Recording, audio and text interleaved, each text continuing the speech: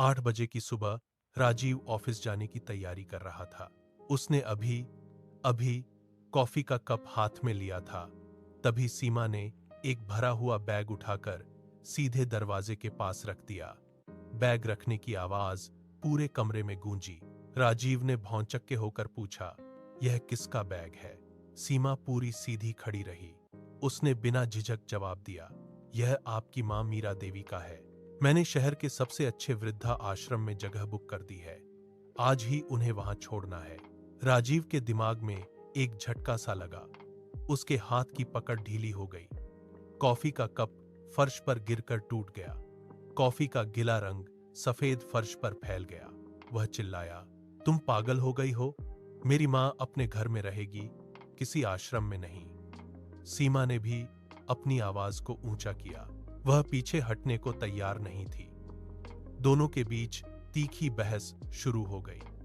पूरे घर में हंगामा मच गया। कोने में खड़े छोटे बच्चे चुपचाप यह सब देख रहे थे। दोनों की आवाजें बढ़ती जा रही थीं। दीवारें भी इस तनाव से थर्रा रही थीं। तभी पीछे के कमरे का दरवाजा खुला। मीरा देवी धीरे धीरे बाहर निकल आईं। उनके कदमों की आवाज भी कमरे में गूंजी। दोनों एकदम चुप हो गए। मीरा देवी सीधे दरवाजे के पास आईं। उन्होंने वहां रखे बैग को अपने हाथ में उठा लिया। वह राजीव की तरफ मुड़ी और बोली, रोते मत बेटा, मैं खुद ही चलूंगी।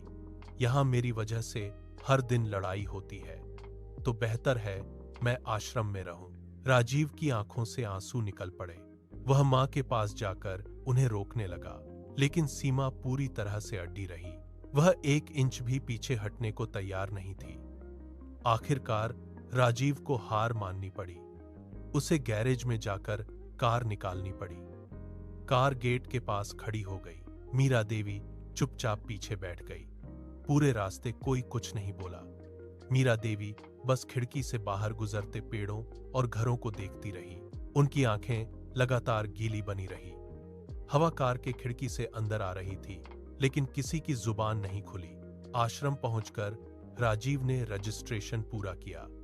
मीरा देवी कमरे में बैठ गई और राजीव को वापस जाने को कहा।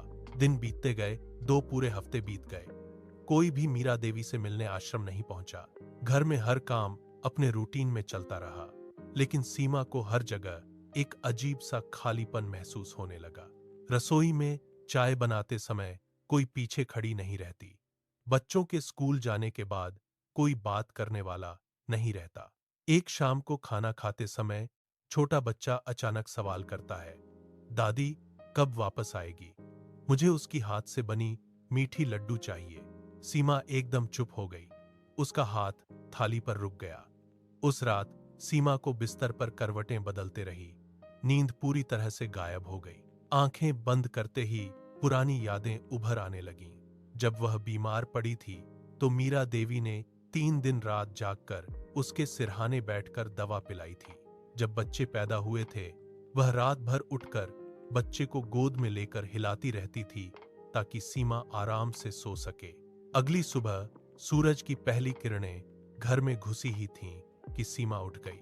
उसने जल्दी से तैयार होकर गैरेज में जाकर कार निकाली। वह राजीव को फोन लगाया और बोली कि वह तुरंत आश्रम आने के लिए तैयार हो जाए। राजीव को कुछ समझ नहीं आया, लेकिन वह जल्दी से निकल पड़ा। कार आश्रम की सड़क पर तेजी से दौड़ रही थी। सीमा के हाथ स्टीयरिंग पर कांप रहे थे।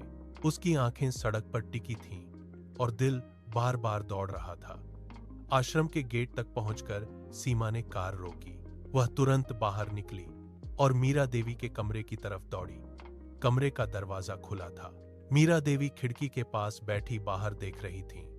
सीमा कमरे में घुसी और एक ही कदम में मीरा देवी के पैरों पर गिर पड़ी। वह फूट फूट कर रोने लगी और बोली, मां, मैं गलत थी। मैंने गलत फैसला किया। मेरे साथ वापस चलो। घर में तुम्हारे बिना हर कोना खाली लगता है, कुछ भी पूरा नहीं लगता। मुझे माफ कर दो। मैं फिर कभी ऐसा नहीं करूंगी। मैं तुम्हें वहां रहने नहीं दूंगी। मीरा देवी ने धीरे से सीमा का सिर हाथ से उठाया। उन्होंने कुछ भी नहीं कहा, बस बैग उठाकर खड़ी हो गईं। तीनों वापस कार में बैठकर घर की ओर निकल पड़े। घर की चौखट पर पैर रखते ही मीरा देवी सीधे रसोई में चली गईं। उन्होंने आटा गूंथा, चीनी और घी मिलाया और आंच पर कढ़ाई चढ़ा दी। थोड़ी देर में पूरे घर में ताजे लड्डुओं की खुशबू फैल गई। बच्चे दौड़ते हुए रसोई में पहुंचे। मीरा देवी ने उन्हें गर्मा गर्म लड्डू दिए। बच्चे खुश होकर हांफते हुए खाने लगे। सीमा ने धीरे से राजीव की तरफ देखा। दोनों की आंखें मिलीं। 2 हफ्ते पहले घर से गायब हुई खुशी फिर से हर कोने में लौट आई।